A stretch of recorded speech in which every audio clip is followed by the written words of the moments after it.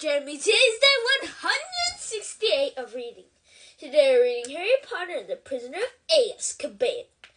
Let's get started. Going to be on page 238. I think, at least, Expecto Patronum. Very good. Expecto Patronum, he yelled. Expecto Patronum. Expecto. But the classroom and the Dementor were dissolving. Harry was falling again through the thick white fog, and his mother's voice was louder than ever, echoing inside his head. Not Harry! Not Harry! Please, I'll do anything. Stay in the side. Stay in the side, girl. Harry! Harry jerked back to life. He was lying flat on his back and on the floor. The classroom lamps were alight again. He didn't have to ask what had happened. Sorry, he muttered, sitting up and feeling cold sweat trickling down behind his glasses. Are you all right? Yes. Harry pulled himself up on one of the desks and leaned on against it. Here, Lupin handed him a chocolate frog. Eat this before we try again. I didn't expect you to do it on your first time. In fact, I would have been astounded if you had. It's getting worse, Harry muttered, biting off the frog's head. I could hear her louder that time, and him, Voldemort. Lupin looked paler than usual. Harry, if you don't want to continue, I will more than understand. I do, said Harry furiously, stuffing the rest of the chocolate frog into his mouth. I've got to. What if the rest of the Dementors turn up at our match against Ravenclaw? I can't afford to fall off again. If we lose this game, we've lost the Quidditch Cup. All right, then, you might want to select another memory, a happy memory. To concentrate on. That one doesn't seem to have been strong enough. Harry thought hard and decided his feeling when Gryffindor had won the house championship last year had definitely qualified as very happy. He gripped his wand tightly and took up his position in the middle of the classroom. Ready? Said Lupin, gripping the box lid. Ready, said Harry, trying hard to fill his head with happy thoughts about Gryffindor winning, and not dark thoughts about what was going to happen when the box opened. Go, said Lupin, pulling off the lid. The room went icily, cold and dark once more. The Dementor glided forward, drawing its breath. One rotting hand was extended toward Harry. Expecto Patronum! Harry yelled. Expecto Patronum! Expecto Pat... White fog obscured his senses. Big, blurred shapes were moving around him. Then came a new voice, a man's voice, shouting, panicking. Harry, take Lily, take Harry and go! It's him! Go! Run! I'll hold him off!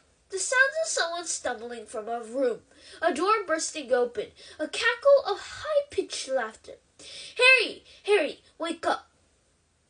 Lupin was tapping Harry hard on the face. This time it was a minute before Harry understood why he was lying on a dusty classroom floor. I heard my dad, Harry mumbled. That's the first time I've ever heard him. He tried to take on Voldemort himself, to give my mum time to run for it. Harry suddenly realized that there were tears on his face mingling with the sweat. He bent his face as low as possible, wiping them off on his robes, pretending to do up his shoelace, so that Lupin wouldn't see. You heard James? Said Lupin in a strange voice. Yeah? Face dry, Harry looked up. Why, you didn't know my dad, did you? I did, as a matter of fact, said Lupin. We were friends at Hogwarts. Listen, Harry, perhaps we should leave it here for tonight. This charm is ridiculously advanced. I shouldn't have suggested putting you through this. No, said Harry. He got up again. I'll have one more go. I'm not thinking of happy enough things. That's what it is. Hang on. He racked his brain. Really?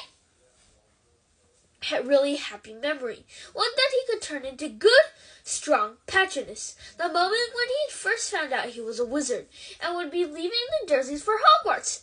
If that wasn't a happy memory, he didn't know what was. Concentrating very hard on how he had felt when he realized he'd been leaving Privet Drive, Harry got to his feet and faced the packing case once more. "Ready?" said Lupin, who looked as though he were doing against his better judgment. Concentrating hard. "All right, go!" He pulled out the lid of the case for the third time, and the Dementor rose out of it. The room felt dark and cold. "Expecto Patronum!" Harry bellowed. "Expecto Patronum! Expecto Patronum!" The screaming inside Harry's head had started again, except this time it sounded as though it was coming from a badly tuned radio. Softer and louder and softer again, and he could still see the Dementor. It had halted, and then a huge silver shadow came bursting out of the end of Harry's wand to hover between him and the Dementor. And though Harry's legs felt like water, he was still on his feet, though for how much longer he wasn't sure. "Ridiculous!" roared Lupin, springing forward. There was a loud crack, and Harry's cloudy Patronus vanished along with the Dementor. He sank into a chair, feeling as exhausted as if he'd just run a mile, and felt his legs shaking. Out of the corner of his eye, he saw Professor Lupin forcing the Boggart back into the packing case with his wand. It had turned into a silvery orb again. "Excellent!" Lupin said, striding over to where Harry sat. "Excellent, Harry! That was definitely a start. Can we have another go? Just one more go?" "Not now," said Lupin firmly. "You've had enough for one night. Here." He handed Harry a large bar of Honeyduke's best chocolate. "Eat the lot, or Madame Pomfrey will be after my blood. Same time next week?" "Okay," said Harry. He took a bite of the chocolate and watched Lupin extinguishing the lamps that had rekindled with the disappearance of the Dementor. A thought had just occurred to him. "Professor Lupin," he said, "if you knew my dad, you must have known Sirius Black as well?" Lupin turned very quickly. "What gives you that idea?" he said sharply. "Nothing. I just knew they were friends at Hogwarts, too."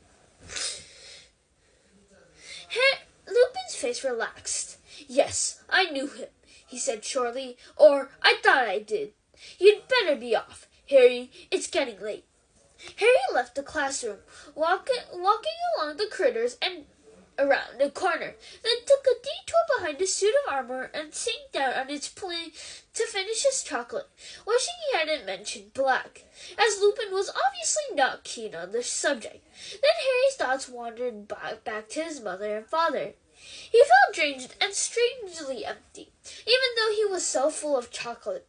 Terrible though it was to hear his parents' last moments replying inside his head, these were the only times Harry had heard their voices since he was a very small child. But he had never been able to produce a proper Patronus if he half wanted to hear his parents again. "They're dead," he told himself sternly. "They're dead, and listening to echoes of them won't bring them back. You better get a grip on yourself if you want that Quidditch cup." He stood up, crammed the last bit of chocolate into his mouth, and headed back to Gryffindor Tower. Ravenclaw played Slytherin a week after the start of the term. Slytherin won, though narrowly. According to Wood, this was good news for Gryffindor, who would take second place if they beat Ravenclaw too. He therefore increased the number of team practices to 5 a week. This meant that with Lupin's anti-Dementor classes, which in themselves were more draining than six Quidditch practices, Harry had just 1 night a week to do all his homework. Even so, he wasn't showing the strain nearly as much as Hermione, whose immense workload finally seemed to be greeting to her. Every night, without fail, Hermione was to be seen in a corner of the common room, several tables spread with books, arithmancy charts, rune dictionaries, diagrams of muggles lifting heavy objects, and file upon file of extensive notes. She barely spoke to anybody and stopped when she was interrupted. "How's she doing it?" Ron muttered to Harry one evening as Harry sat finishing a nasty essay on undetectable poisons for Snape. Harry looked up. Hermione was barely visible behind a tottering pile of books. Doing what? Getting to all her classes, Ron said. I heard her talking